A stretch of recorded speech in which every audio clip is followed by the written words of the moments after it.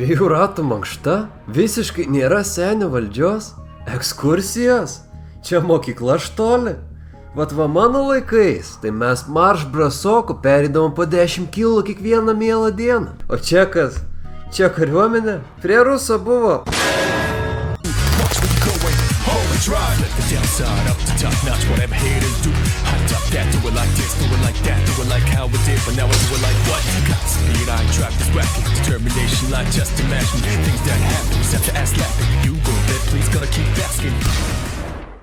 Sveiki visi. Šiame epizode papasakosiu apie veiksmą nuo antros tarnybos dienos, antradienio, 2018 m. lapkričio 6 dienos iki įdomiausios bazinio kurso dalies.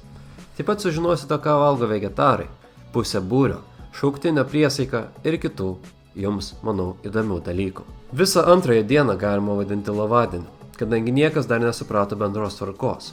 Pirma, atėjo skyriaus vadas, apžiūrėjo visus. Tu, Santa Klausas, nusiskusk! Tokie buvo mano pirmieji tarnyboje išgirsti žodžiai, iš vado, ir mano pirmoji pravardė. Atėjau tarnybą panašiai kaip Maksas Peinas, plikas, bet ne visose vietose. Jam išėjus atėjo būrininkas, būrio vado pavaduotojas. Oficialiai tai vadinama laikinai einantis būrio vado pareigas, bet tas laikinai truko visą 9 mėnesių tarnybą. Jis parodė, kaip jo manimu reikia kloti lovą ir gavome visas 10 minučių, per kurias niekas nespėjo. Nes čia pasirodo prasideda pirmoji komandinė užduotis, po 2 žmonės prie vienos lovos ir laikas mažai iki 5 minučių. Tiesa, būrininkui išėjus atėjo kitas vadas ir sako, kaip jūs čia klojat? Būrininko nurodymais reikėjo palikti A4 lapą atitinkantį tarpą tarp lovos galo ir paklodės. Kitam vadui tai užkliuvo ir jis liepė tą tarpą sumažinti. Paskui atėjo seniai, šauktiniai, kurie tuo metu jau buvo 7 tarnybos mėnesyje. Jie prasuko dar vieną lovos klojimo tutorialą. Aišku, tuom viskas dar nepasibaigė. Nes kaip kokioje komedijoje, draugose ir panašiai, atėjo dar keli lovos klojimų nepatenkinti ekspertai, davė velnių ir parodė, kaip tai reikia atlikti. Vėliau grįžo būrininkas su klausimu, kas čia Kalba truputį cenzūruota, bet žodžiai visi autentiški, nesirašyti telefoną. Esu užmažus žmogus, todėl turiu tokį įprotį. Galiausiai sutvarkius lovas taip, kad visi buvo beveik patenkinti, atėjo kita dalis – spintelės. Buvo atneštas jų įrengimo pavyzdys, kas kaip turi būti. Kol visos įrangos dalį negavom, ten vietos atrodė tikrai sočiai, bet jei atsiradus taip nelabai. Spintelėse gali būti viskas, tik ne maistas. Kažkada buvo paminėta to priežastis, kad batalionas OGB tiesiog neturi šaldytuvo šauktiniams ir tai, kad reikia valgyti nurodytą laiku. Kitas dalykas yra ryšio priemonės, telefonai, rageliai. Jie būrininko žodžiais turi būti išjungti nuo 8 iki 17 valandos. Tai yra iki laisvo laiko. Pirmas mėnesis buvo toks metas, kai net taip stipriai žiūrėjau šį reikalą. Manau, pravartu žinoti 2 komandas, ramiai ir laisvai, kurios bus naudojamos visą tarnybos laiką. Komanda ramiai yra naudojama atiduodant pagarbą, į kambarį įėjus vadui, vakarinio patikrinimų metu ir nuleidžiant vėliavas. Rankos prie šonų kojos suglaustas ir paliktas kerzo dydžio tarpas, jeigu reikės pasisukti į vieną ar į kitą pusę. Komanda laisvai duodama kaip pagarba jau atiduota, rankos už nugaros, kojos plačiai. Bet grįžkime prie siužeto. Toliau ėjo dienotvarkė, kuri prasidėjo nuo trečiadienio ir pirmos 5 mėnesius nesikeitė. Kario diena prasideda 6 ryto. Nuo komandos. Bateriją kelt! Mankštai ruoštis! Mankšta prasideda 6:05. Jos metu priklausom nuo vedančiojo vyksta arba standartas, tai bėgimas 2 ratus, tempimo pratimai, atsispaudimai, ar fizo variantas. 8 ratai, 50 atsispaudimų ir 50 atsilenkimų. Nes jūs velniai neišlaikot fizo. Mankšta mūsų daliniui baigėsi 6:25. Vėliau aišku laikas pasikeitė, nes kažkas skundėsi. Po jos 10 minučių skirta kambarių tvarkymui, tai yra dulkių išvalymui, lovos klojimui. 6:40 pusryčiai, po jų trūkumų šalinimas. 8:00 vyksta rytinis patikrinimas, kai visas būrys įsirikiuoja koridoriuje ir vadai apžiūri uniformas, batus, barzdas ir priklausomai nuo jų stovi liepia eiti į lauką ar į prausyklą pašalinti trūkumų. 8:05-10 nuveda į klasę, kurioje gauname A4 sąsiuvinį ir tušinuką. Pasirodo, kariuomeniai reikia ir mokytis, o ne iš karto eiti tiesiai prie automatų. Paskaitos eina nuo 8 iki 17 valandos, kartais ir ilgiau. Tačiau pirmas 2 valandas dauguma realiai ten pramiega. Aš turėjau užsiėmęs gan gerą vietą paskutinėje eilėje, kur praktiškai niekas nematė. Čilinau ten. 11:40 prasidėjo pietus, prieš kurios gavome anketą ir buvo paprašyta mūsų vertinti valgyklos darbą. Taip pat valgyklos vedėja paklausė, ar yra vegetarų. Tada pakėliau ranką. Ji paklausė, kurio levelio esu, nes tiems, kas nežino, yra keli vegetarų lygiai. Aš esu pats žemiausias. Nevalgau tik mėsos ir žuvies. Dabar mes galime pereiti prie šio video temos. Ką kariuomenėje valgo vegetarai. Nors tai priklauso nuo vietos, laiko, dalinio ir panašiai. Bet didžiąją dalį laiko, 50/50, pasirinkimas tarp blynų ir ryžių. Kitas dalykas yra tai, kad skiriasi ir porcijų dydis, kurio būrio draugai tikrai pavydėjo. Jų dydis palyginus su kitais buvo poniškas. Kartais atrodo, kad maistas buvo padarytas ne vienam, o 3 asmenims. Aišku, be blynų ir ryžių yra ir kitų patiekalų, kurio buvo. Vienu metu buvo ir pajakavęs, kad mėgstu makaronus iš pako, tai ir tas prisidėjo į meniu. Pratybų metu situacija truputį sunkesnė, nes Lietuvos kariuomenė turi net 10 skirtingų sauso davinių variantų, bet nei vieno skirto vegetarams. Kokias tai problemas sukelia, papasakosiu kitame epizode. Po pietų suteikiamos 10 minučių pailsėti, o rūkantiems parūkyti. Po jų einame į klasę. Per pačias pirmas dienas klasėje mūsų pasveikinti pasirinkus tarnybą atėjo aviacijos bazės vadas, tuo metu pulkininkas leitenantas Antanas Matutis ir keli aukšti karininkai. Jis dėjo tokią motyvacinę kalbą, kad pasirinkome tinkamą kelią ir kaip pirmas šaukimas turime būti pavyzdys kitiems.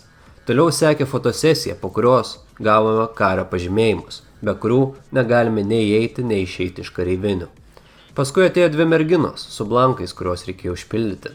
Ten reikėjo įvesti savo banko sąskaitą, sodros duomenis ir kitą svarbią informaciją, kad gautume valstybės pašalpą. Tuo pat metu vienas blankas buvo skirtas ir nurodyti kraujo grupę, žetoniukams, kurių taip ir negavom tarnybos metu. Paskui po vieną vyko vizitai pas psichologę, vyr leitenantę, kuri tikrai yra MILF material. Pas ją reikėjo atsakyti į standartų tapusius klausimus. Ar nori tarnauti? Ar galvoja apie savižudybę? Kaip sutari su kitais kariais? Taip pat reikėjo parodyti rankas, ar niekur nesipjaušiau ir nesibadžiau. Kaip minėjau praeitame epizode, aš tikrai atrodau pakankamai įtartinai. Todėl, aš nenustebęs, kad manęs taip klausia. Viskas baigėsi apie 17 val. Kada prasideda laisvas laikas. Jo metu galima naudotis telefonais, skambinti draugams, pažįstamiems. OGB suteikia gero greičio internetą, tačiau yra keli minusai. Norint jį gauti, reikia duoti savo įrenginio MAC adresą su telefono modeliu. Taip pat jis yra sekamas ir apribotas. Apribotas ta prasme, kad negalima nueiti tam tikras svetaines, pavyzdžiui, pornografija ar kokiai su žaidimai susijusi tinklapį. Tad su tikslu piratauti aš spūfinau MAC iš senų ragelių, užsimetęs VPN kartu naudodamas Yandex naršyklę. Internetas greitas, visi serialai, filmai greitai parsipumpuoja, nepalyginsi su 4G. Geriausias torrentų klientas, naudojant ragelį, yra Vuzė. Įrodykit, kad taip nėra. 17:40 prasideda vakarienė ir po jos toliau eina laisvas laikas. OGB taip pat turi ir kelis poilsio kambarius kariams, kuriuose galima pasižiūrėti televizoriaus ar pasinaudoti apribotu internetu per kompiuterį. Šiame kambaryje buvo labai daug įdomių momentų ir daug gerų filmų. Tikrai geras dalykas, kad tokie yra. 20:50 vyksta pasiruošimas vakariniam patikrinimui, o pats vakarinis patikrinimas vyksta 21:00 prie vėliavų lauke. Išvardinamos karių pavardės, kariai išgirdę savo pavardę atsiliepia aš. Nuleidžiamos vėliavos, atiduodama pagarba ir čia labai svarbus dalykas, kurį reikia įsiminti. Jeigu prieš rikiuotę stovi PKT karys, skyriaus, būrio vadas ar iš grupės išrinktas vyresnysis, tai jis atiduoda pagarbą, o rikiuotė toliau stovi ramiai. Po nuleidimo kaip ir baigėsi laisvas laikas, bet tai priklauso nuo atsakingo. Ir pasiruošimą miegui. 21:05 prasideda smagioji dalis, kai turi suspėti nusiprausti per 30 minučių prieš 100+ aukšte esančių ašmenų ir tai padaryti turint 2 prausiklas. Viskas aišku įmanoma, jeigu yra noro.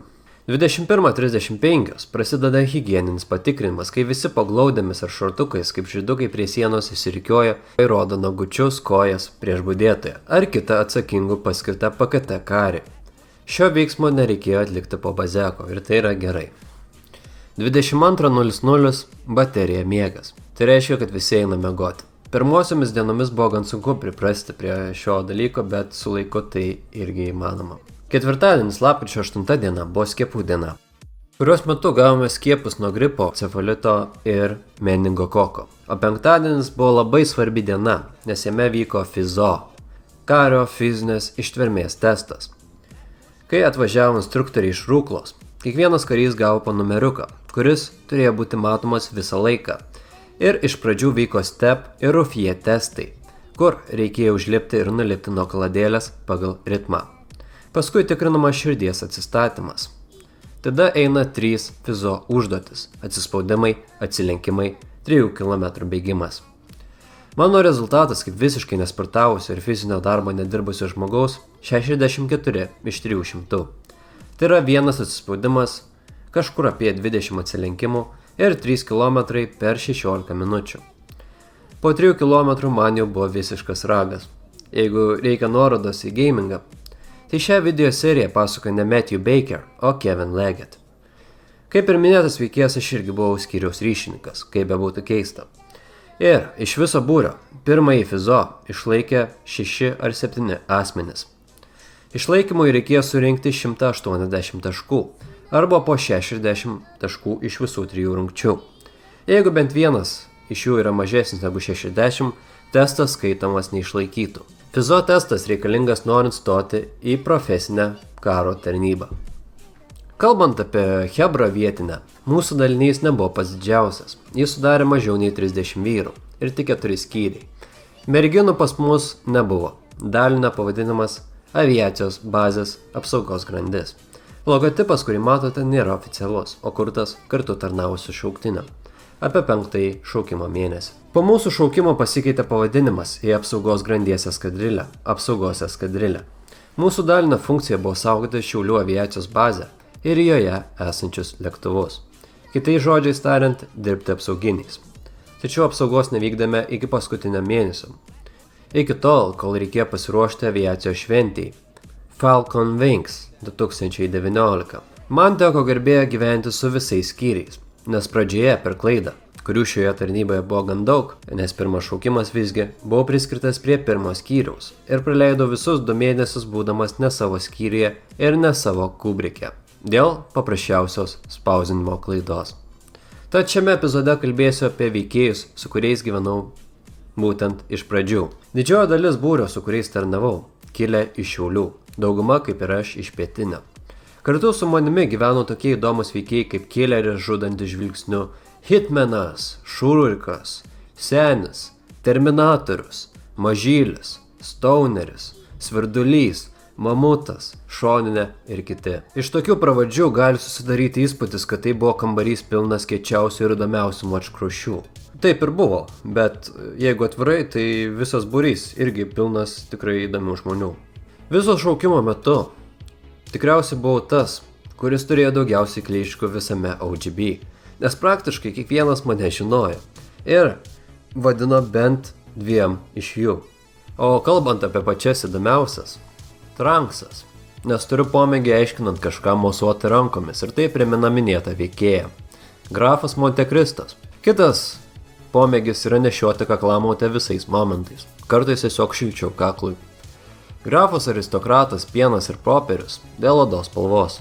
TV žvaigždė Songokas, deimantinis narys Kinų šnipas, atėjo dėl pokalbių laidos Yra kaip yra, tema apie prekes iš Kinijos, kur ant visos Lietuvos turėjau drąsos pasirodyti su Songoko blizonu, pirktu iš Kinijos liaudės Respublikos. Tamsybių Bobas, Vinspaudys, nes esu ilgas, lieknas ir nešioju 47 dydžio batus. Kai kurių žmonių nuomonė, mano pėdos yra neproporcingai ilgos. Pilotas Lakūnas, nes esu baigęs flight school, moku skristi su vienmotoriais. Radistas, nes vieną kartą instruktorius iš Ruklos buvo atidaręs mano spintelę. Jopštvai mat kiek pastovi laidų. Radistas bus iš toli. Ponas 64, Šią gavau iš Terminatoriaus, kuris pusę metų netikėjo, kad realiai savo norų pasirinkau tarnybą. Ši pravardė susijusi su mano fizo rezultatu. Tai, pona 64, su kuom ir už kiek lažinaisi dėl pasirodymo kariuomeniai? Aš netikiu, kad tu tikrai pats savanoriu atėjai. 2 štukos. Dėl iššūkio, kuriuo metu pažadėjau įvykdyti ginklo valdymo testą iš pirmo karto. Bet praktika rodo, kad kartais geriau su instruktoriumi iš rūklos nesilažinti. Jeigu turi virš 30 pravardžių, tai reiškia, kad tikriausiai esi įdomus žmogus ir apie tave tikriausiai žino visas OGB. Taip ir buvo. Su kambariu, kuriame gyvenau pradžioje, sutarėm gerai, žmonės pakankamai draugiški, nebuvo jokių muštynių ar kitokių konfliktų. Bet to aš buvau tas žmogus, kuris aprūpindavo visus filmais, naujausiais serialais, anime ir neribotą internetu. Hebra nestumdavo, bent jau prie mano akių apie buvimą vegetaru. Tas užkliuvo tik būrininkui, kuris dar klausė, ar dar nespėjau pereiti į alternatyvią orientaciją. Kol kas dar ne, tiems, kas nori žinoti. Kalbant apie merginas ir kariuomenę, jos egzistuoja, bet tuo pačiu jų skaičius mažesnis nei elektronikos inžinerijos studijose, kurioms atidaviau dalį savo gyvenimo. Viename pastate, kuriame gyveno keli šimtai vyrukų, merginų buvo visos 5. Merginos į kariuomenę video kūrimo metu nėra šaukiamos. Jos gali ateiti savanoriškai, jeigu praeina medicininį patikrinimą. Mano asmeninė nuomonė, šaukiamos turėtų būti ir merginos, nes esame maža šalis ir tarnyba jai turėtų būti bendras visų piliečių reikalas. Jeigu mes norime lygiuotis į šalis kaip Norvegija, Švedija ar Izraelį. Kitas dalykas, kurį pasakysiu, yra tai, kad merginos gyvena atskiruose kambariuose ir savo būrio draugus sutinka per mankštą, laisvą laiką ir paskaitas. Taip pat jos gali turėti šukuosenas, kitaip negu vyrukai. Yra ir toks įdomus dalykas kaip kalbos kultūra. Kariai vartoja visai kitokį žodyną nei normalūs žmonės. Mano buvusi lietuvių kalbos mokytoja iškart išbartų už svetimybių, neteiktinų barbarizmų naudojimą.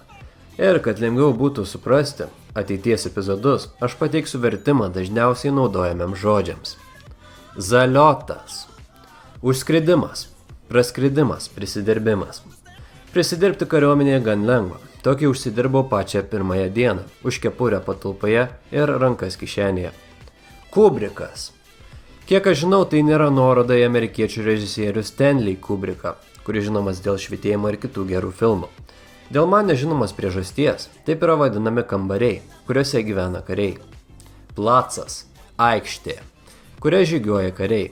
Boicai, šauktiniai, kariai, taip juos vadina vadai. Webingas, o šitas jau iš anglų kalbos, kas ir išties įdomu. Liemenė, ekipuotas dalis, į kurią dedamos dėtuvės. Bronižiletas, Bronikas, Bronislavas ir kai kurie dar taria kaip Browningas, šarvinė liemenė, kurią teko naudoti vieną kartą per visą tarnybą ir tai už telefono naudojimą. Tie, kurie galvoja, kad kariai be šių žodžių kalba gražiai lietuvių kalba, turėsi nuvilti. Zero filmai plus Redirected viso labo trunka apie 7-8 valandas. Čia jų žodžių. Нахуй, похуй, пиздец. Пиздишь, сука, блядь. Мать твою. Писай, блядь. Kombinacijas girdėsite visus 9 mėnesius. Atrodo, kad vadams ir kitiems PKT tai yra kasdieninėje kalboje vartojami žodžiai. Taip ir yra. Tiesa, daugiausiai keikėsi senesnė PKT karta. Priesaika. Iki priesaikos davimo šauktiniai yra kareivinių režime. Tai reiškia, kad niekur jie nevažiuoja, kol nedodama priesaika. Prieš ją vyksta pasiruošimas, kuriame kariai mokosi žygiuoti, judėti vora, pasisukti reikiamą momentu, atiduoti pagarbą. Mūsų priesaika vyko Kaune, karinio oro pajėgų 100-mečio paminėjimui, Lietuvos kariuomenės dieną, lapkričio 23 prie Kauno pilies.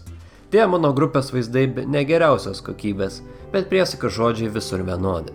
Aš, vardas pavardė, be išlygų prisiekiu, ištikimai tarnauti Lietuvos Respublikai, negalėdamas jėgų ir gyvybės ginti Lietuvos valstybę, jos laisvę ir nepriklausomybę. Sąžiningai vykdyti Lietuvos Respublikos konstituciją, įstatymus ir savo vadų įsakymus. Saugoti visas man patikėtas paslaptis, pasižadu būti doras ir garbingas Lietuvos karys. Yra paskutinė eilutė, kurios galima ir nesakyti. Te padeda man Dievas. Kadangi nesu tikintis ir nemėgstu meluoti bent pats savo, šią eilutę praleidau. Po priesaikos kariai gauna laipsnį, Kalbant apie juos, pradžioje visi šauktiniai yra laikinieji, jaunesnieji, eiliniai. Po priesaikos jie tampa jaunesniaisiais eiliniais. Aukščiausias rangas, kurį galima pasiekti šaukimo metu, tai eilinis arba 2 stulpeliai. Su eiliniu laipsniu taip pat galima ateiti į šauktinius iš Kaspo, krašto apsaugos savanorių. Rangas svarbos turi, jei žiūrime į tolimesnę profesinę karo tarnybą, kurioje skirtumas tarp laipsnių sudaro nuo 50 eurų pliusą. Bet jeigu siekite tik praeiti tarnybą, tai svarbos kaip ir neturi. Grįžus į kareivines iš Kauno, mums buvo parodytas auksinis dalykas, kurio iki tol nematėm – lapelis. Įsivaizduokite, kiek džiaugsmo po 3 savaičių kareivinėse gali suteikti popieriaus gabaliukas, ant kurio parašytas valandos ir laikas, iki kurio reikia grįžti į OGB. Kitoje pusėje vadų numeriai, kad nutikus nelaimiai ar sėdant areštinėje kažkas susisiektų. Išėjus į laisvę, įspūdžiai neblogi. Tavęs niekas nestrojina, miegoti gali kada nori, veikti ką nori, turi visas 48 valandas, o į dalinį reikia grįžti iki 20 valandos. Nuo Šiaulių iki Radviliškio mašina ar autobusu kelionė užtrunka apie 20 su trupučiu minučių, kas nėra bais daug. Grįžus į kareivines vyksta patikrinimas, pasiruošimas kitai savaitai ir miegas. Kas būna, jeigu žmogus nepasirodo ar vėluoja? Vėlavimas gali būti pateisintas, jeigu ištiko ekstra atvejais ir buvo pranešta vadams. Vienas žmogus iš mūsų būrio užsidirbo šerno pravardę, nes važiuodamas į kareivines numušė šerną ir šiek tiek pavėlavo. Už nepasirodymą iki tam tikro laiko galima gauti parų ar baudžiamąją atsakomybę. O nepasirodymas po keletos dienų gali būti traktuojamas kaip dezertyravimas, už kurį galima pasėdėti. Anksčiau šiame epizode minėjau, kad vyksta paskaitos. Tai ko jose moko? Vienas iš labai svarbių dalykų, kurio moko tose paskaitose, yra topografija. Mokslas, kaip perteikime 3D objekto paviršiaus nelygumai ant 2D vaizdo. Kas nesuprato, 3D, 2D.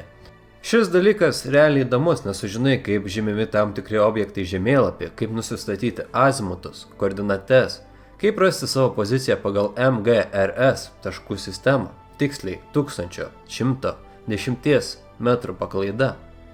Visa tai tikrai įdomu ir kaip parodė orientaciniai žygiai pritaikoma ir realiame gyvenime. Kitas dalykas labai svarbus ryšininkams – NATO fonetinė abėcėlė. Tai karinių žaidimų mėgėjams yra labai lengvas dalykas, nes vieninteliai žodžiai, kurių nebuvau girdėjęs, tai Quebec ir November. Žaidimuose Tango, dažniausiai vadinami priešai, Oscar Mike, judam, Foxtrot Uniform, susiknisom, Alpha, Bravo, Delta, Charlie, Echo, žemėlapio objektų pavadinimai. Ir kai manęs paklausė fonetiškai pasakyti, ai, kaip tu ten tas? Victor, Echo, Golf, Echo, Tango, Alpha, Romeo, Alpha, Sierra. Just so you know. Šiuo momentu kaip ir išbaigsiu. Toliau eis tokie dar įdomesni dalykai kaip GVT. Ir papasakosiu apie tokį daiktą, kuris tikrai per lengvas ir per daug plastikinis, kad būtų tikras ginklas. Tad stay tuned.